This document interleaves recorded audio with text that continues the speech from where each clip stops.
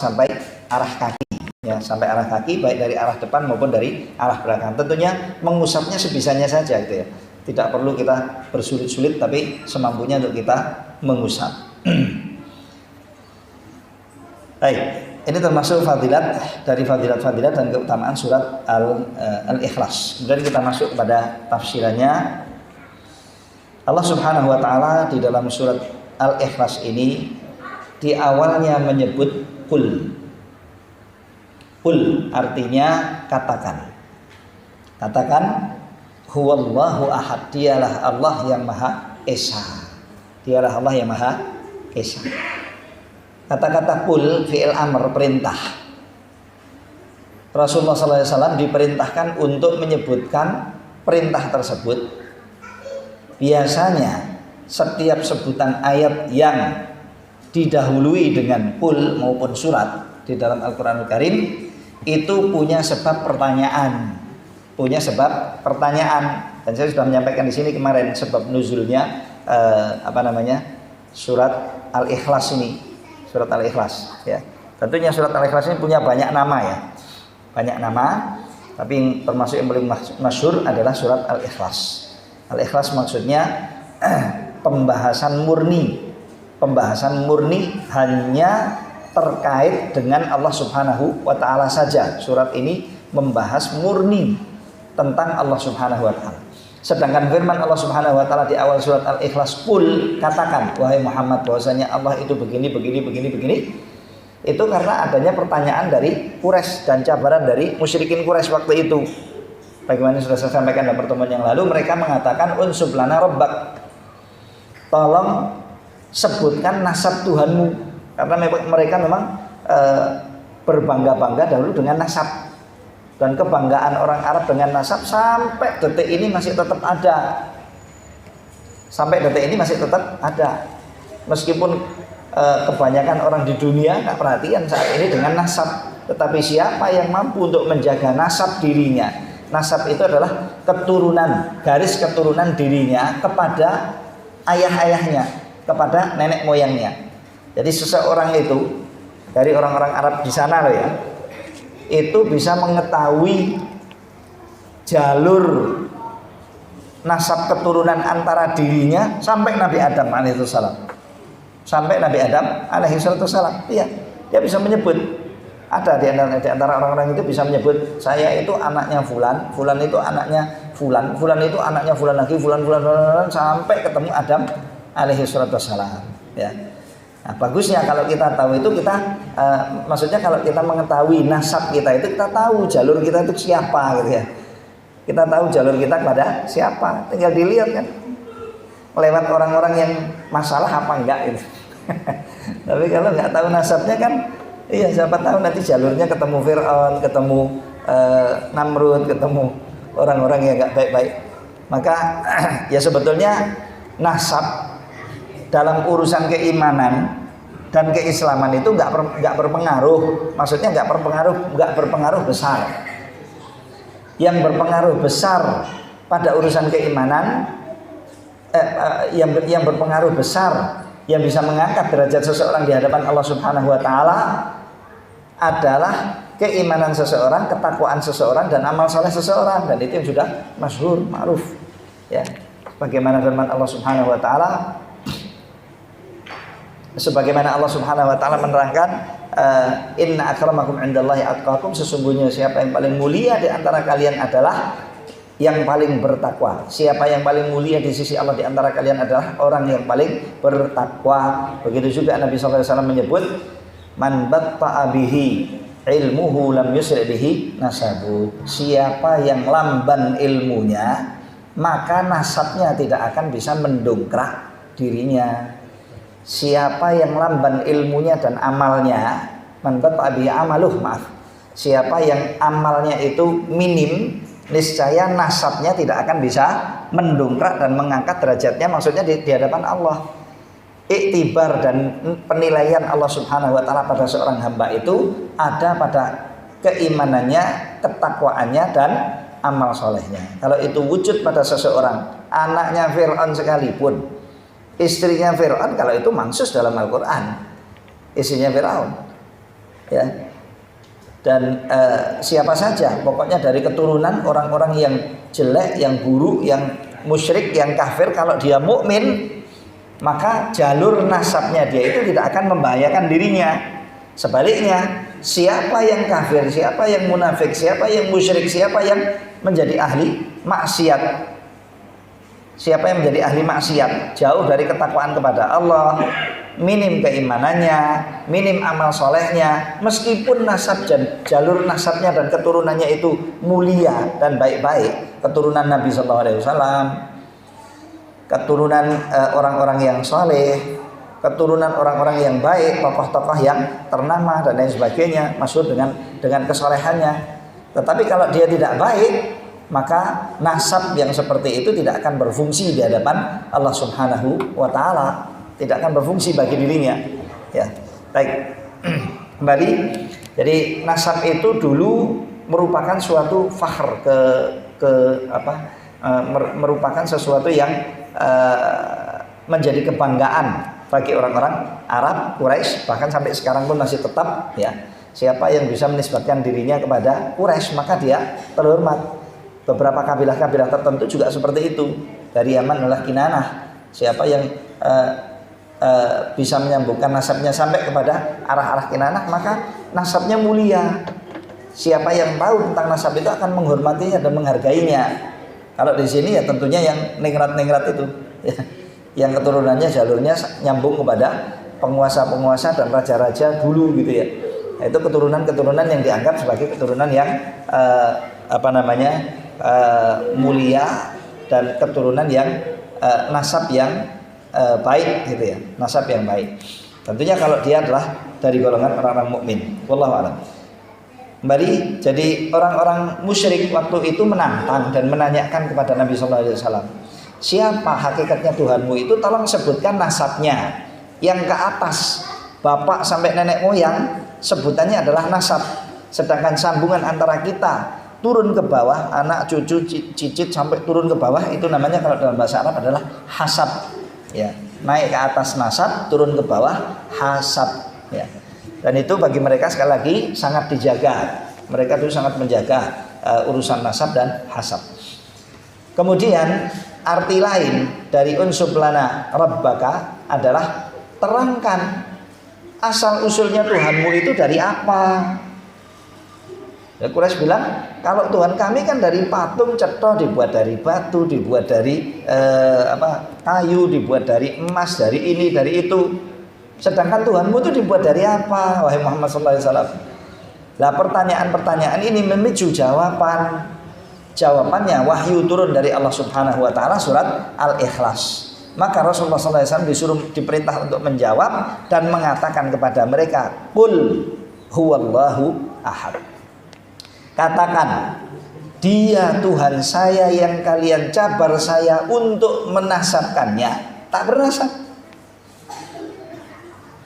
Katakan wahai Muhammad kepada mereka, dia Tuhan saya yang kamu tanyakan tentang dia, tentang zatnya Allah Subhanahu wa taala. Dia adalah Al-Ahad, Tuhan yang Maha Esa. Qul huwallah ahad. Qul huwallahu ahad. Katakan bahwasanya dia Allah Subhanahu wa taala adalah Tuhan yang Maha Esa. Esa pada zatnya, satu pada sifat-sifatnya. Maaf, ini masuk ilmu kalam. Ya. Esa pada zatnya, maka tidak ganda Allah Subhanahu wa taala. Tapi kalau sifat-sifatnya bukan cuma satu. Allah mempunyai banyak sifat. Makanya sifatnya bisa disebut satu.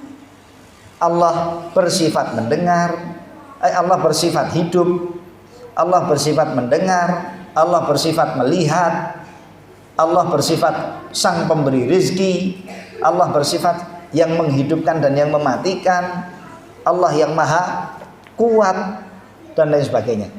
Nah itu sifat-sifat itu jumlahnya banyak. Jumlahnya banyak. Sedangkan zatnya Allah Subhanahu wa taala tidak berbilang kecuali satu. Ya, tidak maksudnya tidak berbilang banyak kecuali satu. Makanya Allah Subhanahu wa taala Tuhan kita itu adalah Esa. Beda dengan Tuhan-Tuhan yang dianggap oleh orang-orang musyrik sebagai sesembahan dan dilantik atau diangkat atau dinobatkan menjadi sesembahan. Seperti apa yang disebut oleh Nabi Allah Yusuf alaihissalam ketika beliau dapat cobaan dan ujian menjadi narapidana di penjara, dan masuk bersama beliau ke dalam penjara dua orang kedekatan, kalau bahasanya sekarang ajudannya raja, tukang masak waktu itu, tukang masak, yang satu tukang masak, yang satu tukang mengajukan memberikan makanan, ya, bukan supir, ya, apa? Yang melayani, dua-dua yang melayan, tapi bagiannya, pekerjaannya, yang satu di produksi makanan, sedang yang satu yang memberikan yang melayani, memberikan minuman-minuman, ya, minuman, makanan dan lain sebagainya, mengajukan. Keduanya tersandung kasus gitu, ya. Lalu masuk ke dalam penjara bersama dengan Nabi Allah Yusuf alaihissalam. Nah, kemudian setelah diadakan macam-macam, setelah urusan permasalahannya dia, permasalahan mereka, vonis ditetapkan, mereka berdua di penjara. Lalu setelah masa tertentu mereka dikeluarkan dari penjara. Nah, ini lulus. Keluar dari penjara. Nah, sebelum keluar dari penjara itu Nabi Allah Yusuf alaihissalam berpesan kepada mereka, nanti kalau kalian berdua sudah mulai dipercaya oleh sang penguasa dan raja untuk kalian bisa mendekat kepada beliau lagi, bolehlah untuk kalian menyebut nama saya. Lupa. Lah iya, harus lulus. Lupa, dan lupanya nggak tanggung-tanggung, 9 tahun. Sampai raja ngimpi suatu malam, dia tidur, atau nggak tahu, suatu hari dia tidur, dia mimpi ada 7 ekor sapi gemuk memakan 7 ekor sapi kurus. Lalu dia menanyakan kepada kedekatannya, siapa yang tahu takwil mimpi? Kok saya bermimpi suatu mimpi? Jawaban mereka, waduh, kita nggak tahu nih takwilan mimpi. Kalau mau ditanyai tentang urusan-urusan kenegaraan, boleh kami menjawab, ya. I want to try my minister. Silakan kamu bicara. Kami bisa lah. Kalau mimpi ya nggak bisa. Mimpi nggak bisa. Nah, yang ngacung malah siapa? Yang ngacung malah, yang angkat tangan ini malah sang pelayan. Teringat setelah sekian lama bahwasanya ada seseorang ahli takbir mimpi. Siapa dia? Yusuf katanya. Yang ada di penjaranya panjenengan raja. Ini rajanya mungkin juga sudah lupa kalau di penjaranya itu ada sosok seorang yang dipenjarakan, dan orang yang baik dan orang yang pandai, yaitu Yusuf alaihissalam. Ya. Nanti kalau bisa sebut nama saya di hadapan raja, mungkin dia akan tahu dan akan ingat. Baik, kemudian disebut ada seorang, oh ya, kalau gitu tolong dipanggil atau diberi akses untuk ke sana, tanyakan mimpi ini apa takwilnya, apa 7 ekor sapi makan 7 ekor sapi, ya. Yang satu 7 ekor sapi gemuk makan 7 ekor sapi kurus, apa takwilnya, dan lain sebagainya. Nah, pokoknya mimpi yang diimpikan ditanyakan. Nah, ketika ditanyakan itu, yang diutus dan dikirim adalah 2 orang atau salah satu dari 2 orang ini untuk bertemu Yusuf alaihissalam di dalam penjara. Saat mereka datang bertemu dengan Nabi Allah Yusuf, maka beliau berdakwah dulu. Pertama kali, oh iya, apa kejadiannya begini, bahwasanya raja bermimpi gini, minta takwil mimpinya dari Anda. Oke, baik. Duduk dulu, saya akan menyampaikan kepada Anda suatu dakwah yang manfaat. Apa? Nabi Allah Yusuf menyampaikan beberapa poin-poin penting dalam urusan agama dan dalam urusan akidah.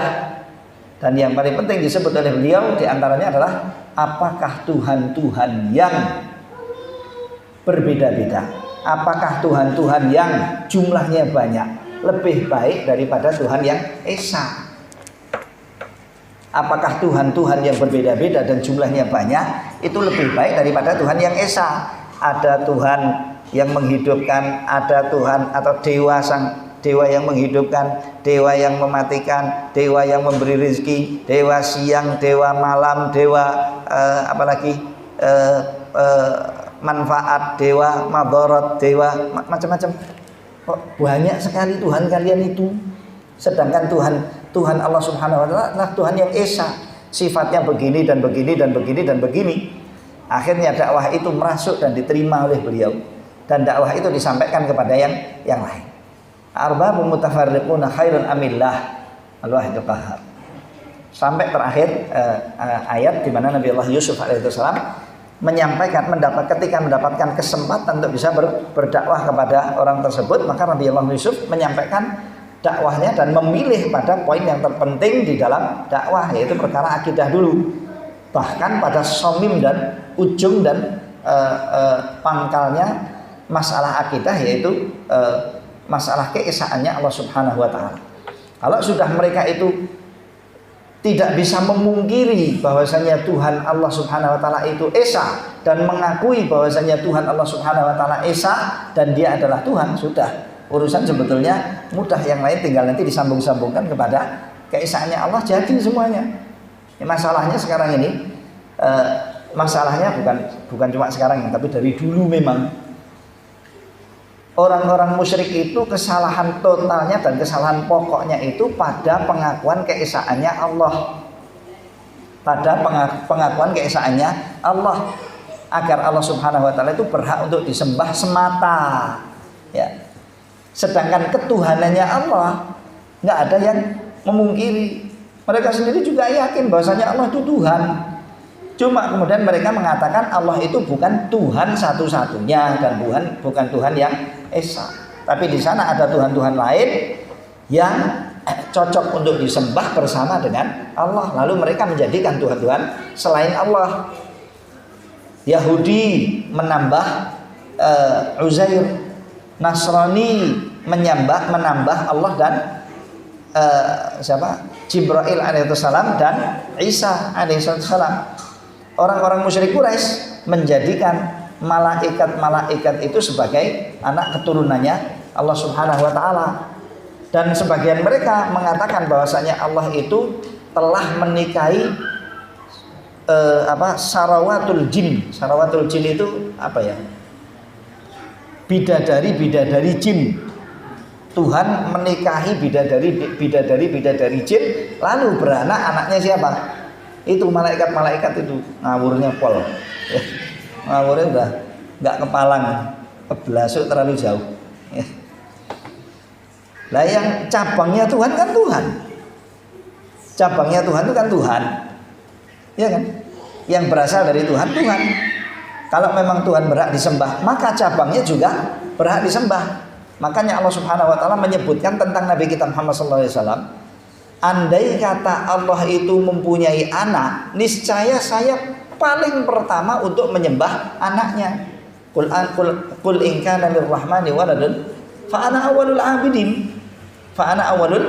Dan itu Nabi Muhammad sallallahu alaihi wasallam menyatakan itu kepada orang-orang Quraisy. Kalaulah Allah Subhanahu wa taala itu punya anak, maka yang pertama nyembah anak Tuhan itu ya saya. Saya yang paling tahu dengan Tuhan saya Allah Subhanahu wa taala, dan Tuhan kalian Allah Subhanahu wa taala. Kalau memang betul-betul seperti itu, niscaya kamu tidak akan mendapati saya itu mengkufuri selain Allah. Sedangkan Nabi Muhammad SAW sampai beliau wafat tidak percaya adanya Tuhan kecuali Allah Subhanahu wa taala, dan tidak menyembah satupun dari Tuhan-Tuhan yang ada kecuali Allah Subhanahu wa taala, dan bahkan tidak mengakui ketuhanan apapun kecuali Allah Subhanahu wa taala. Dan ini semuanya petunjuk ahadiyahnya Allah dan keesaannya Allah Subhanahu wa taala. Jadi sekali lagi, bahwasanya Allah Subhanahu wa taala itu ahad, dan artinya ahad adalah esa. Kalau disebut esa berarti tidak ganda, tidak ganda, tidak ada Tuhan-Tuhan bersama dengan Allah Subhanahu wa Ta'ala. Maka siapapun dan apapun dari keyakinan apapun dan dari agama apapun yang menyatakan di sana ada Tuhan bersama Allah, baik Tuhan bersama Allah itu adalah merupakan asal usulnya Allah, ataupun cabangnya Allah, ataupun yang menyamai derajatnya Allah, ataupun yang menyamai derajat Allah Subhanahu wa Ta'ala, maka semua sebutan dan keyakinan yang seperti itu batal dan tidak benar, dan dinafikan oleh Allah Subhanahu wa Ta'ala di dalam surat Al-Ikhlas. Kalaulah Allah punya Tuhan, kalaulah Allah Subhanahu wa Ta'ala punya anak, kalaulah Allah Subhanahu wa Ta'ala punya anak, semua akan tahu itu. Dan yang paling pertama kali mengakui anaknya Tuhan ya para nabi. Para nabi, mereka yang pertama tahu. Dan aneh kan kalau anaknya itu manusia atau anaknya Tuhan itu malaikat. Aneh. Wong malaikat itu sebelum diciptakan nggak ada. Jin juga seperti itu, sebelum diciptakan juga nggak pernah ada. Manusia juga sebelum adanya Adam alaihissalam juga belum pernah ada dan tidak pernah ada. Manusia loh ya, tidak pernah ada. Kalau anak-anaknya Allah Subhanahu wa Ta'ala dan cabangnya Allah itu dari golongan malaikat maupun dari golongan jin maupun dari golongan manusia, maka berarti sebelumnya pernah tidak wujud. Nah kalau begitu ada Tuhan hadis, kalau dalam bahasa ilmu kalamnya. Hadis itu apa? Sesuatu yang sekarang ada, sesuatu yang ada yang sebelumnya tidak pernah ada. Bismillah, mudah-mudahan paham. Sesuatu yang ada timbul sedang sebelumnya pernah tidak ada. Bahasa Indonesianya apa? Apa? Oh baru itu kalau ini mobil saya baru sama mobil saya itu baru ya. Maksudnya ada sesuatu yang ada sedangkan sebelumnya tidak pernah ada. Memang itu baru. Tapi kalau sifat nama baru itu maksudnya yang seperti ini dinamakan dengan satu nama saja yaitu baru, maka nggak tepat. Yang ada ini nggak harus baru. Atau kalau cuma baru saja nggak akan bisa menutupi semua sifat-sifat atau hakikat tentang sesuatu yang ada ini. Hadis ya. Nah gini, kalaulah anak Tuhan itu ada, maka sebelumnya pernah tidak ada. Sebelumnya pernah tidak ada. Dan yang pernah tidak ada tidak boleh jadi Tuhan. Masa Tuhan tadinya nggak ada kemudian jadi ada? Tuhan. Dan surat Al-Ikhlas ini menerangkan kepada kita semuanya, kalau kita perhatikan tentang syarat-syarat Tuhan. Siapa kalau mau jadi Tuhan boleh silahkan, tapi SK berlaku. Ya, mau jadi Tuhan boleh, tapi kamu harus ahad, kamu harus somad, kamu harus lam yalid wa lam yulad, kamu harus tidak pernah ada kufuwan ahad. Silahkan dikompliti kalau memang mau ngaku menjadi Tuhan. Kan ada yang pernah mengaku menjadi Tuhan yaitu Fir'aun. Dan itu yang masyhur, tapi sebelumnya juga pernah ada sih Numrud. Numrud itu juga ngaku Tuhan. Gak tahu berikut ini terakhir ini siapa lagi yang mau ngaku Tuhan. Tapi kelihatannya nggak ada yang berani untuk menyatakan dirinya secara jelas-jelas terang-terangan bahwasanya dirinya adalah Tuhan seperti Fir'aun, sebodoh Fir'aun. Itu nggak akan ada lagi yang nyebut lah insya Allah. Ya. Kecuali orang-orang yang kesurupan atau nggak beres gitu, nggak beres, itu mungkin dia menyebut dan sebutannya itu nggak akan ada nilai kebenarannya dan pasti salah. Subhanallah ya, Fir'aun ketika mengaku ana rabbukumul a'la, Fir'aun kan pernah mengaku ma'alimtu lakum min ilahin ghairi. Sebelumnya dia pernah mengatakan ana rabbukumul a'la, saya adalah Tuhan kalian yang paling tinggi, yang tertinggi. Kemudian dia setelah 40 tahun mengatakan, saya tidak lagi pernah mengetahui adanya Tuhan selain diri saya. Setelah dia mengatakan saya Tuhan yang paling tinggi, kemudian dia mengatakan kepada menteri Haman, itu menteri pertahanannya, tolong buatkan saya suatu menara tinggi untuk saya naik melihat Tuhannya Musa. Lu bahlulnya gak kepala. Waduh, pokok pol. Betul. Nah, Anda ketawa sekarang, Anda akan lebih ketawa lagi setelah saya jawab ini. Dia mengatakan saya Tuhan kalian yang tertinggi, tapi kemudian merintasi Haman, bangunkan saya bangunan yang tinggi untuk saya naik ke atas ngelihat siapa? Tuhannya Musa. Berarti dia lebih tinggi apa lebih rendah? Dia bilang Tuhannya Musa di atas. Padahal dia mengatakan dan menyatakan dirinya yang paling tinggi. Dirinya paling tinggi. Gak ada di atas kalian, di atas Tuhan-Tuhan kalian, Tuhan setinggi saya. Semua kalau kalian mau menjadikan Tuhan-Tuhan boleh, tetapi mereka posisinya harus di bawah saya, rendah dari saya, lebih rendah daripada saya. Tolong bangunkan bagi saya suatu bangunan tinggi atau suatu menara tinggi untuk saya naik ke atas melihat Tuhannya Musa. Dan saya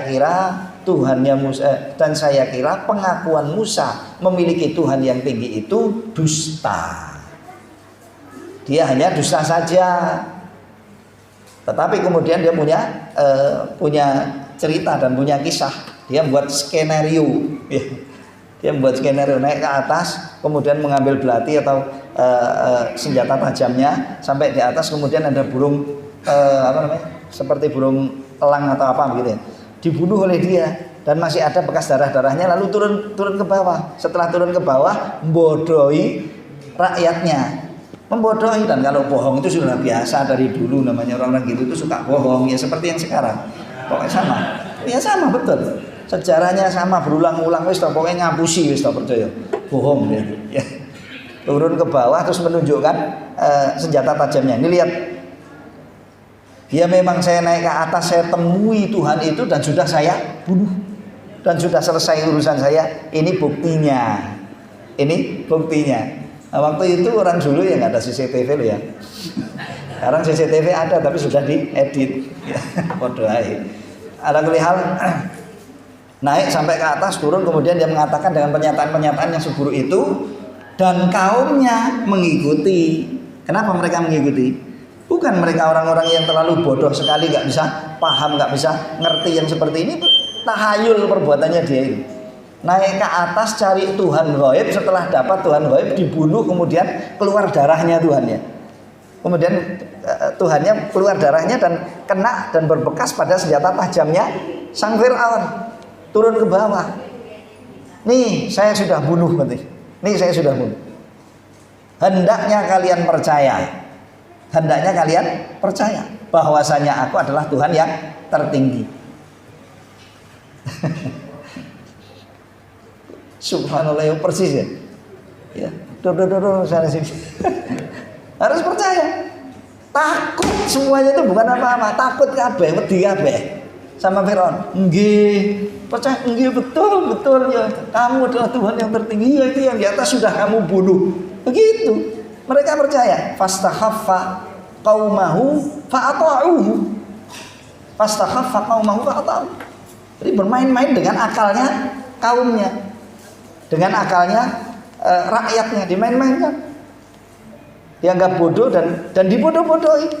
Dan karena mereka tertekan, takut mengikuti, percaya bahwasanya dia adalah Rabbuhumul A'la, Tuhan mereka yang tertinggi. Firaun zaman dulu ya. Ini Firaun tradisional. Zaman masa lampau. Kalau kemudian sekarang berulang lagi ya kurang lebih sama. Baik. Kembali, qul huwallahu ahad, katakan bahwasanya Allah Subhanahu wa taala adalah esa, Berarti tidak ganda dan tidak ada selain dia, Allah Subhanahu wa taala pada zatnya ya. Sekali lagi, esa pada zatnya, sedangkan sifat-sifatnya berganda. Sifat yang berganda itu terkadang dari ciptaan-ciptaannya Allah, baik dalam bentuk makhluk hidup maupun yang lain, itu ada yang nama sifatnya sama. Nama sifatnya sama. Sebagian ulama kita menyebut sifatnya sama. Oke lah. Yang dimaksud sifatnya sama itu nama sifatnya sama. Sedang hakikatnya tentunya berbeda. Bukankah Tuhan kita itu sang maha hidup? Allah subhanahu wa ta'ala itu kan maha hidup. Lah kita ini hidup apa mati? Hidup. Bukankah Tuhan kita Allah subhanahu wa ta'ala maha melihat? Kita juga melihat. Maha mengetahui, kita juga mengetahui. Kuat, kita juga kuat. Apalagi Pak? Beristiwa, istiwa itu duduk di atas di atas singgasana. Dari manusia juga ada yang duduk di singgasana, dari jin juga ada. Tetapi yang sama adalah nama sifatnya, sedangkan hakikatnya berbeda. Bedanya sejauh apa? Sejauh bedanya antara sang pencipta dengan ciptaannya. Sedangkan Allah subhanahu wa ta'ala sang pencipta, tidak ada yang menyamainya sama sekali. Laisa kamitslihi syai' wa huwas samiul basir. Tidak ada yang menyamai Allah subhanahu wa ta'ala dari ciptaannya apapun juga, sedangkan dia zat yang punya sifat. Apa itu? As-sami' al-basir, itu diantara sifatnya, yang maha mendengar dan yang maha mengetahui. Di nama sifat bisa sama, tetapi hakikat tidak sama dan berbeda. Itu antara makhluk dengan khalik, antara sang ciptaan dengan ciptaannya, ya. Dan ini tidak masalah sebetulnya, cuma sebagian orang menjadikan masalah, ya. Mudah-mudahan perbedaannya cuma perbedaan lafzi saja dan tidak membawa perpecahan hati antara kita sebagian kaum muslimin. Nah, di sini juga ada saudara-saudara kita, maksudnya di negara kita ini, saudara-saudara kita, mereka berkeyakinan bahwasanya Allah subhanahu wa ta'ala tidak bersifat kecuali dengan sifat-sifat tertentu saja, atau dengan 20 sifat umpamanya, ya, 20 sifat saja. Sedang Ahlus Sunnah wal Jamaah yang lain menyatakan Allah bersifat dengan semua sifat yang disebut olehnya di dalam Al-Quran Karim, maupun disebutkan dan disifatkan oleh Nabi-Nya Sallallahu Alaihi Wasallam dalam hadis-hadis yang makbul semuanya. Itu tetap sifat Allah dan harus dinisbatkan kepada Allah, karena memang Allah yang menisbatkan pada zatnya, maupun Nabi-Nya Muhammad Sallallahu Alaihi Wasallam sendiri yang menisbatkan itu kepada zatnya Allah Subhanahu Wa Taala. Maaf, nanti kalau mudah-mudahan bisa difahami dengan baik gitu. Jangan sampai nanti terjadi salah paham. Kalau kita terlalu jauh mungkin akan menyebabkan perkara-perkara yang kurang enak gitu, kurang enak ke belakangnya. Baik. Saya kira cukup ini dulu, mudah-mudahan yang sedikit ini bermanfaat untuk kita semuanya. Dan semoga berkenan kiranya Allah Subhanahu wa ta'ala untuk berikan barakah kepada kita semuanya dengan ilmu yang telah kita pelajari. Semoga Allah Subhanahu wa ta'ala berkenan untuk menjadikan kita semuanya dari golongan ahli tauhid, menjauhkan kita dari kesyirikan kepada Allah Subhanahu wa ta'ala, menjadikan kita hamba-hamba yang bertakwa kepada Allah Subhanahu wa ta'ala sepanjang masa, menuntun dan membimbing kita semuanya dalam kehidupan kita pada jalan garis yang lurus, yang diridhai oleh Allah Subhanahu wa ta'ala dengan keislaman, dan mewafatkan kita nantinya dengan husnul khatimah, dan memperbaiki urusan-urusan kehidupan kita, urusan-urusan dunia kita, dan urusan-urusan akhirat kita. Semoga Allah Subhanahu wa ta'ala juga menolong kita dari siapapun yang berkehendak buruk dan bermakar atas kita semuanya. Allah lah satu-satunya zat yang mampu berbuat segalanya pada makhluknya, dan tidak ada sesuatu apapun yang bisa mendahului dari ketetapan Allah Subhanahu wa ta'ala. Allahumma amin. Wassallallahu ala nabiyina Muhammadin wa ala alihi wa sahbihi ajma'in. Wa akhiru da'wana alhamdulillahi rabbil alamin. Kita tutup dengan kafaratul majlis. Subhanakallahumma wa bihamdika asyhadu an la ilaha illa anta astaghfiruka wa atubu ilaik. Wassalamualaikum warahmatullahi wabarakatuh.